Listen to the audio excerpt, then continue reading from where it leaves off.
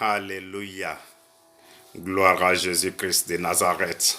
Bien-aimé Augustine Bosson, l'ouvrier du Seigneur, je voudrais partager encore une fois les merveilles du Seigneur, la parole de Dieu avec vous. Alléluia. Le psaume 126, un joli psaume que j'aimerais avec vous partager, voir un peu la pensée de l'Éternel dans ces écrits bibliques. Alléluia. Je lis ce merveilleux psaume. Quand l'Éternel ramena les captifs de Sion, nous étions comme ceux qui font un rêve. Quand l'Éternel ramena les captifs de Sion, nous étions comme ceux qui font un rêve. Alors notre bouche était remplie de cris de joie, de cris de triomphe, et notre langue de chants d'allégresse. Alors on disait parmi les peuples, on disait parmi les nations, l'Éternel a fait pour eux de grandes choses. L'Éternel a fait pour nous de grandes choses. Nous sommes dans la joie.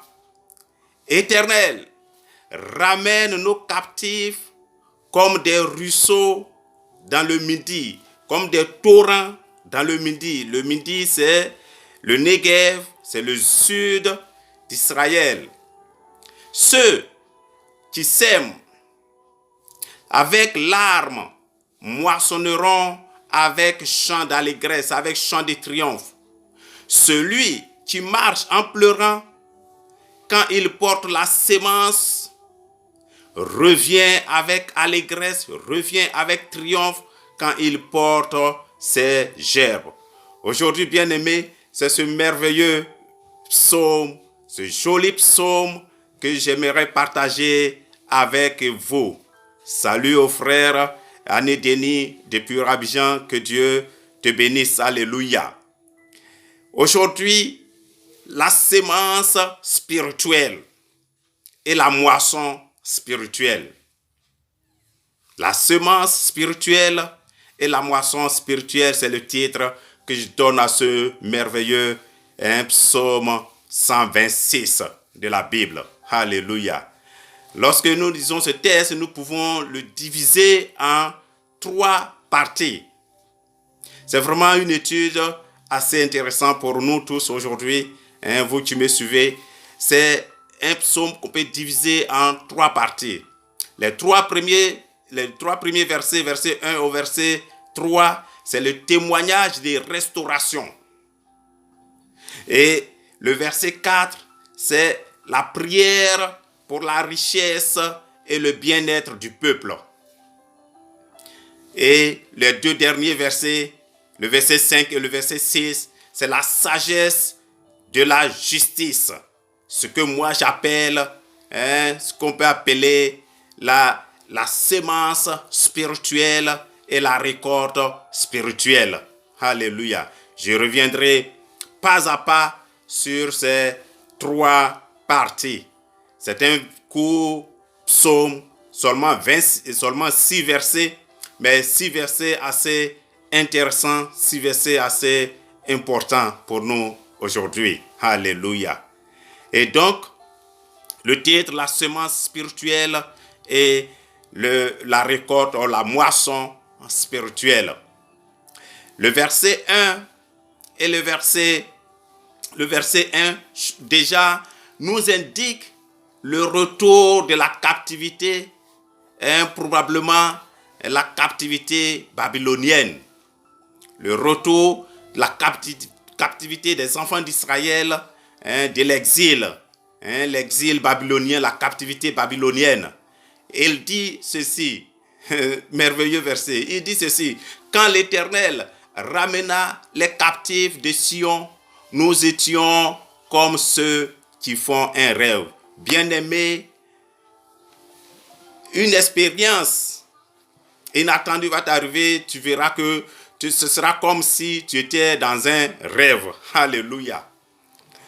La bénédiction que tu attends lorsque ça va t'arriver, ce sera pour toi comme tu es dans un rêve. Alléluia. Il dit, nous étions comme des gens qui rêvaient. Et donc je disais, c'est un verset qui fait allusion à au retour de la captivité babylonienne. Nous savons qu'il y a eu plusieurs retours. Le retour de l'exil de Babylone s'est fait en trois phases.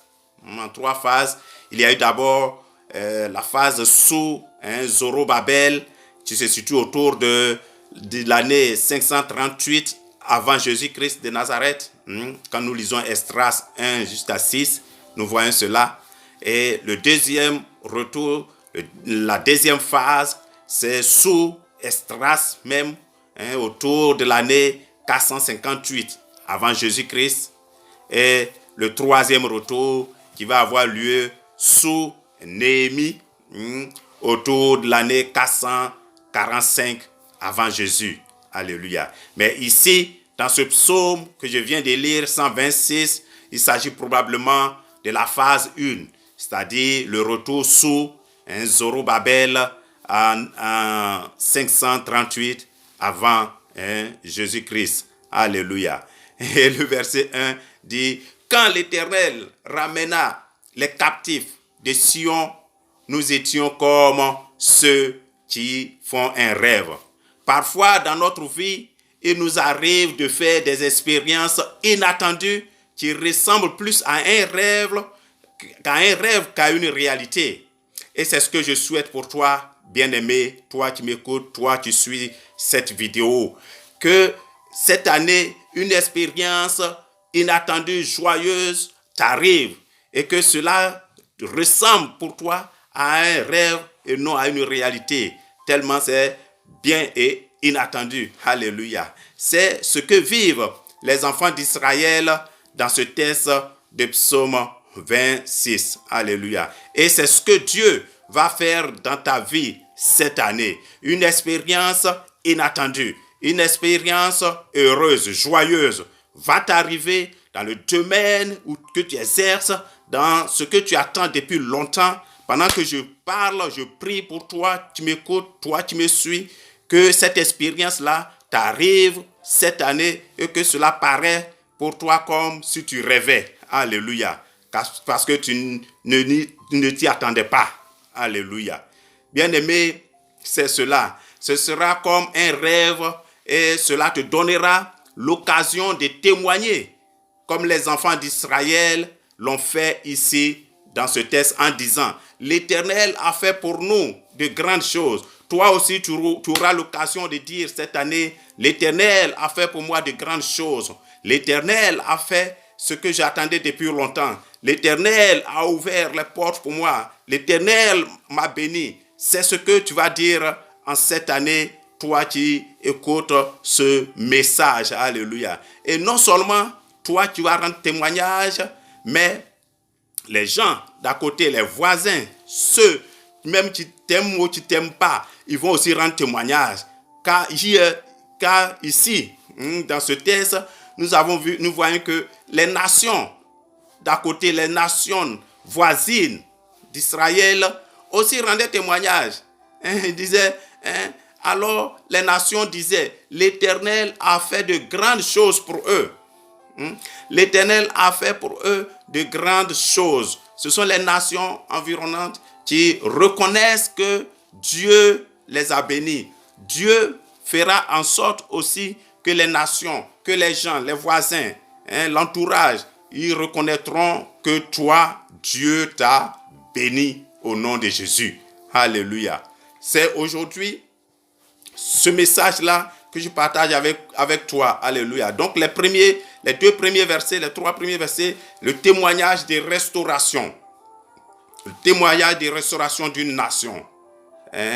Et cela va être aussi ton témoignage, un témoignage de restauration. Malgré la situation que tu vis, malgré la situation que nous tous nous vivons avec ce monde d'aujourd'hui, cette cet empêchement de se déplacer, ces lockdown partout, et ce sera une restauration mondiale, alléluia. Donc le témoignage de restauration que les enfants d'Israël rendent ici, là, c'est ce témoignage-là qu'aujourd'hui, je prophétise sur ta vie, sur ta nation, sur le monde entier. Alléluia. Ce sera le témoignage de restauration du monde et de ta vie, de ta famille.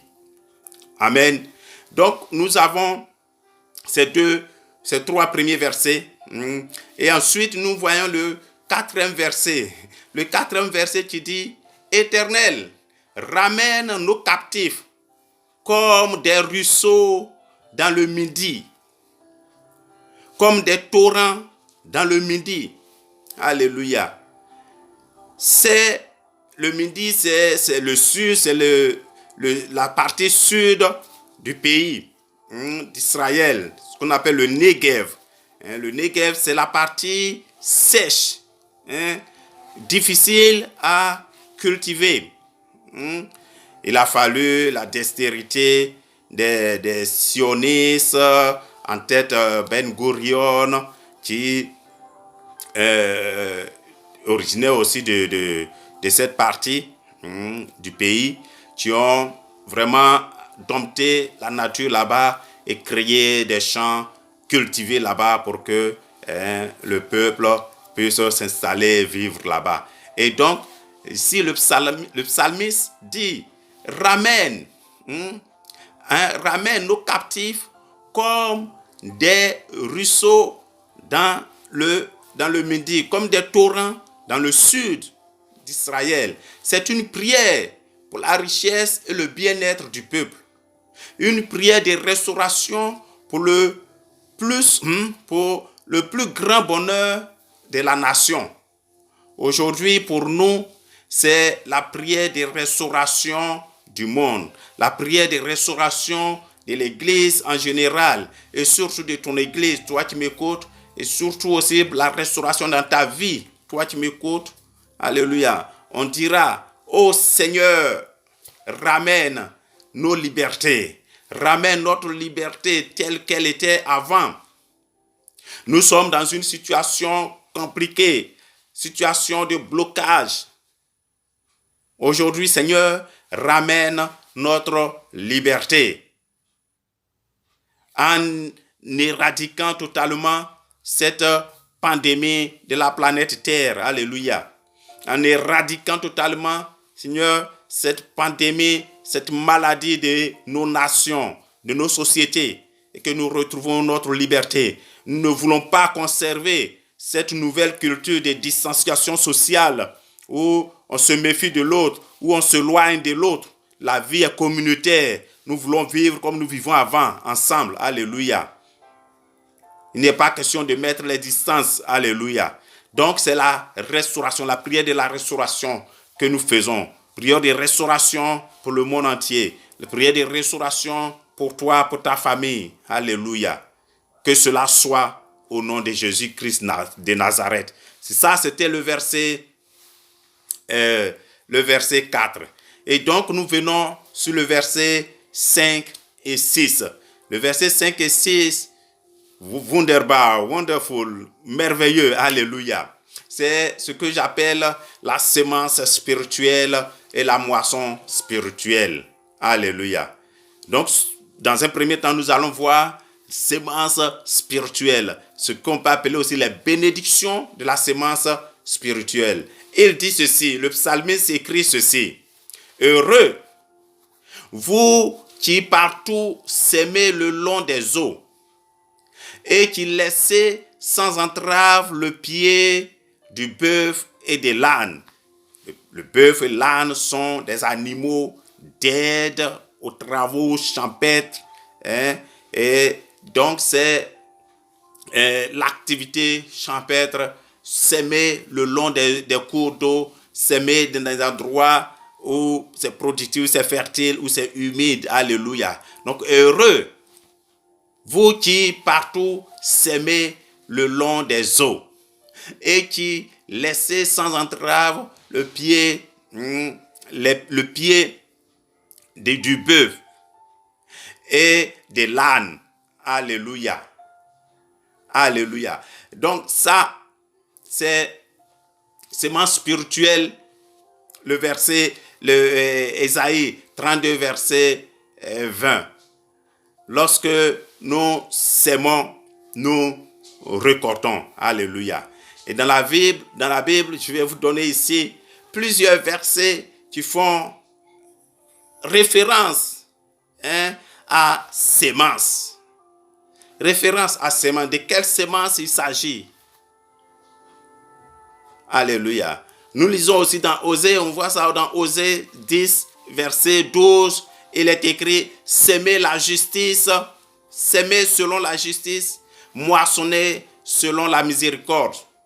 Défrichez-vous un champ nouveau.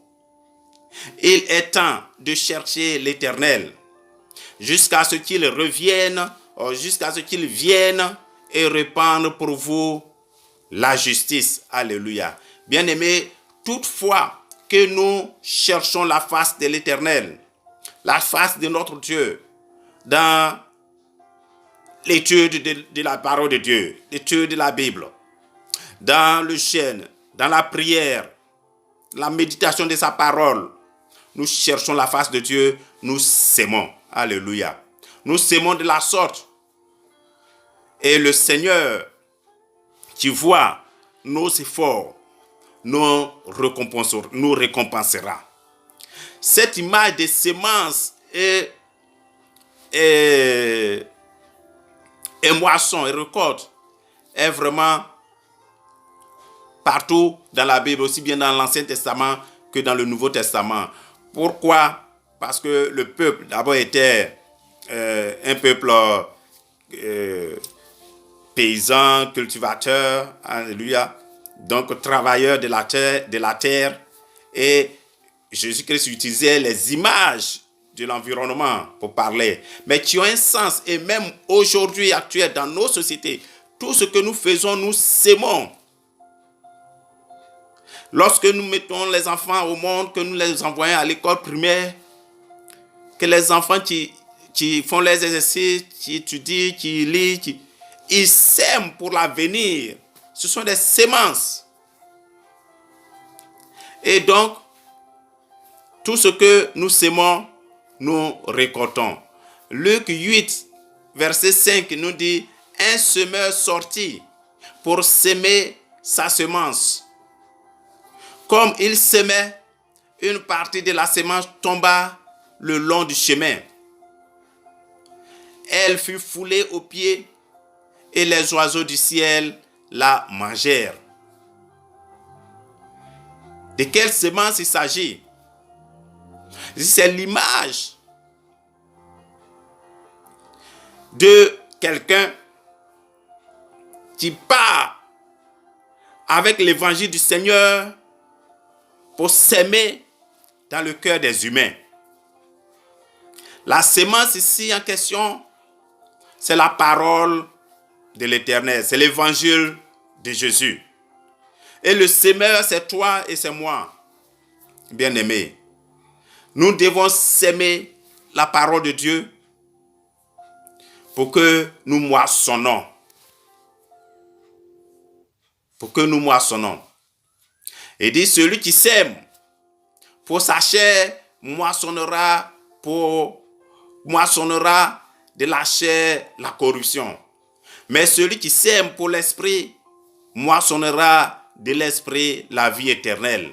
Ça, c'est Paul qui dit aux Galatiens, dans le livre des Galates au chapitre 6, verset 8. Si nous sémons pour la chair, nous récolterons de la chair la corruption. Nous qui sommes enfants de paysans, enfants de planteurs, nous avons vécu dans les campagnes, dans les villages. Quand c'est la période de la semence, des travaux, celui qui n'a pas sémé, celui qui n'a pas planté,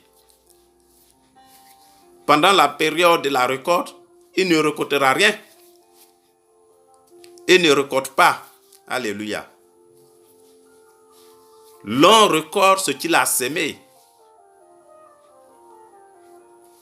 Et donc, cette image est vraiment plus que jamais actuelle. Ce qui s'est passé dans le monde paysan, aujourd'hui nous transposons partout. Dans le monde moderne ici, si tu ne sèmes pas, si tu ne cultives pas en toi-même des qualités, je ne sais pas ce que tu vas récolter pour ta vie future. Bien-aimé, ça c'est la moisson spirituelle. La sémence spirituelle. Des versets, tu nous parles de la sémence spirituelle. Ésaïe 32, 20, Osée 10, 12, Alléluia. Luc 8, 5, Galates 6, 8. Et nous venons sur le paragraphe 2 que je nomme ici, que j'ai titré ici, moisson spirituelle. Si nous n'avons pas sémé, bien aimé, nous ne pouvons pas moissonner. Et donc ici, Luc 10, verset 2 dit, il leur dit, la moisson est grande, mais il y a peu d'ouvriers. Priez donc le maître de la moisson d'envoyer des ouvriers dans sa moisson. C'est Jésus qui parle à ses disciples. La moisson est grande. De quelle moisson il s'agit, bien-aimé? Les âmes à gagner pour le royaume est là. La moisson, c'est les âmes qui appartiennent à Dieu, mais qui se perdent chaque jour dans la nature. Alléluia. C'est les gens que nous devons toucher avec l'évangile de Christ.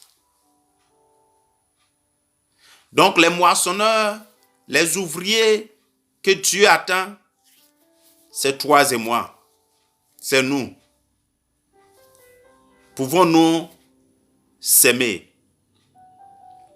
pour que nous moissonnons pour le Seigneur?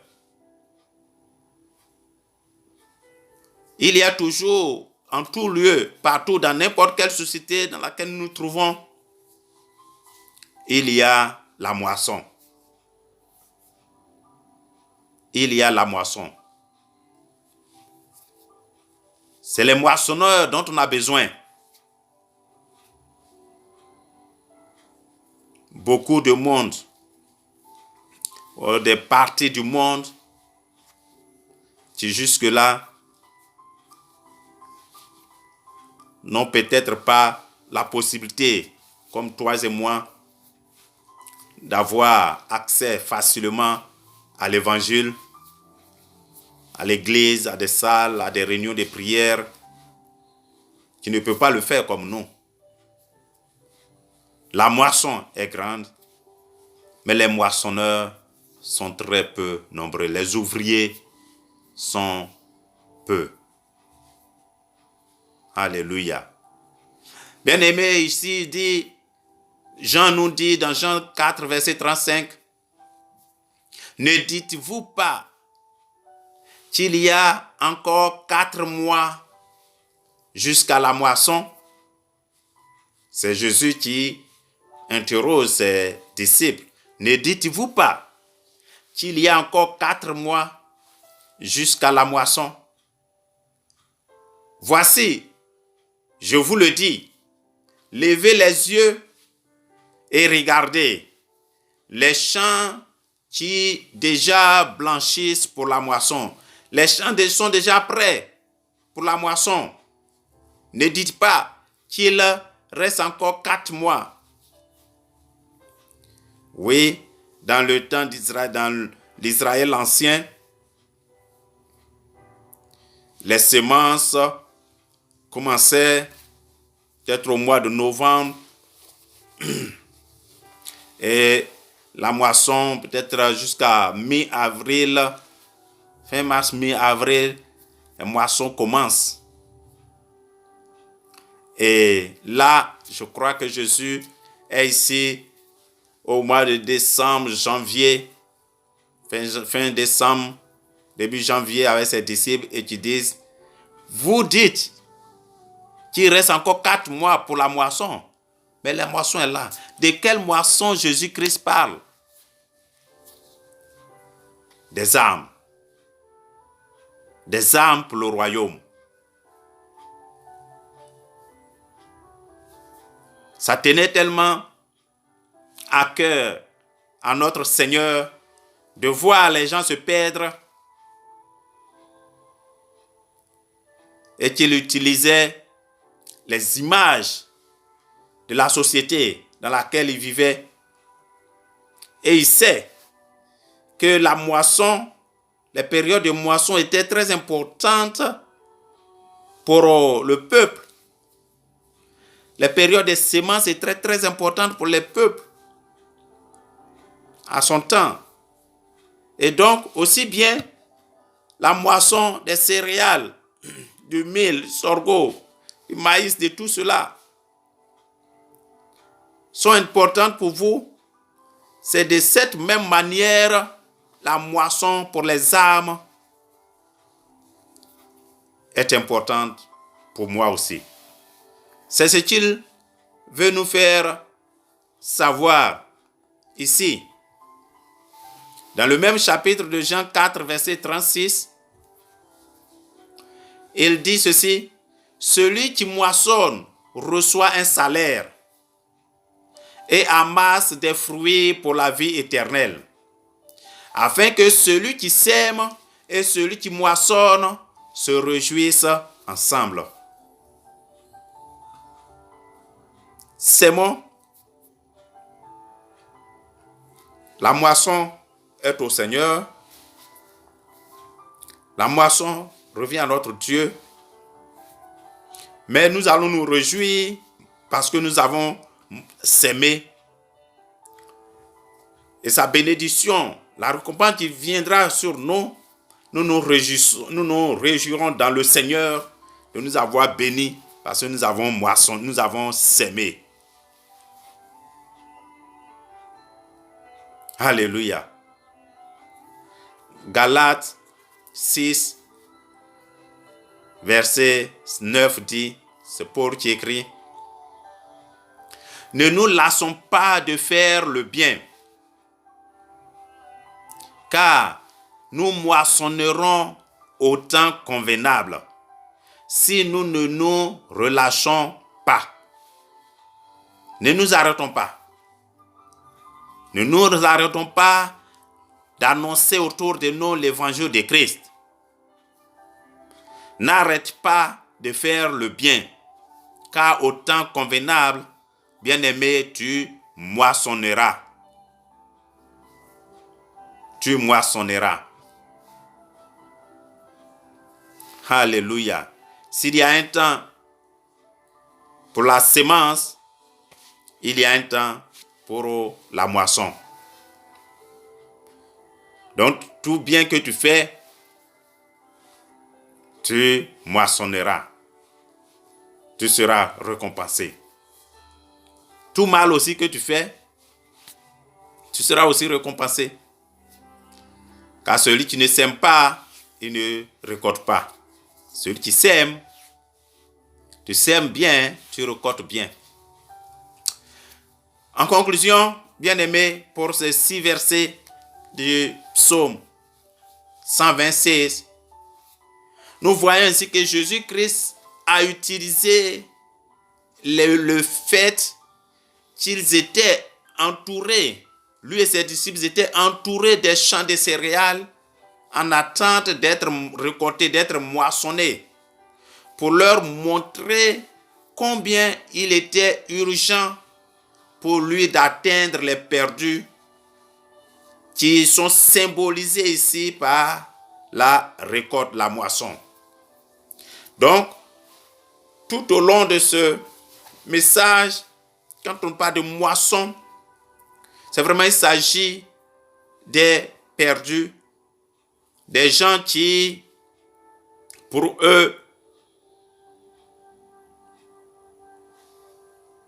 Dieu n'existe pas, ou qui ont connu avant le chemin de l'église, mais après qui ont été découragés, qui ont abandonné pour une raison ou une autre, ou pour d'autres qui n'ont jamais même entendu parler de Dieu, ou qui ont entendu mais qui n'ont jamais fait attention, qui sont perdus. Et souvent je dis, nous tous dans la vie, nous avons des besoins, mais il y a des gens qui sont dans des besoins, mais qui ne savent pas véritablement de quoi est-ce qu'ils ont besoin. Et donc, il est important, impératif pour nous, d'apporter la lumière, la solution, la voie, le chemin, de montrer le chemin, de montrer la voie sûre à ces perdus qui tiennent cœur au Seigneur. Ce sont eux qui l'ont symbolisé ici par moisson, moisson, moisson. Et donc, dans le Nouveau Testament, aussi bien dans l'Ancien que le Nouveau, il y a ce terme-là qui revient permanemment, qui revient très souvent et qui symbolise les perdus, que Dieu veut que nous gagnions pour le royaume. Et l'appel du Seigneur à évangéliser, bien-aimé, comprend les promesses.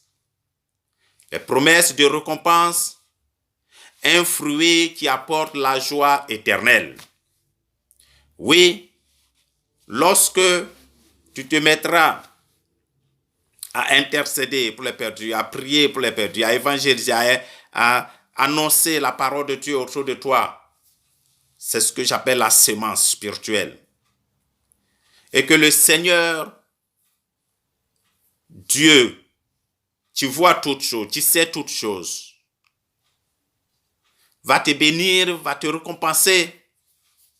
Ça sera un fruit qui apporte la paix, qui apporte la joie éternelle. Bien-aimés, aujourd'hui, c'est ce court message que je voudrais partager avec vous. Ce verset, ce chapitre 126 des psaumes,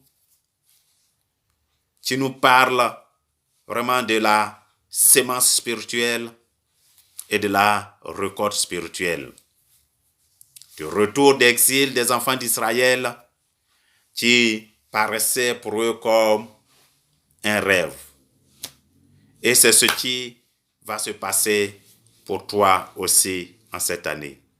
Que Dieu te bénisse, que Dieu te garde, toi qui m'écoutes, que Dieu te fortifie et que la main du Seigneur soit sur toi, soit sur ta famille, soit sur tes enfants, soit sur tes bien-aimés. Et je vous donne rendez-vous un autre jour pour un autre thème aussi important que celui-ci que nous venons de traiter. Merci et que le Seigneur vous garde. Amen.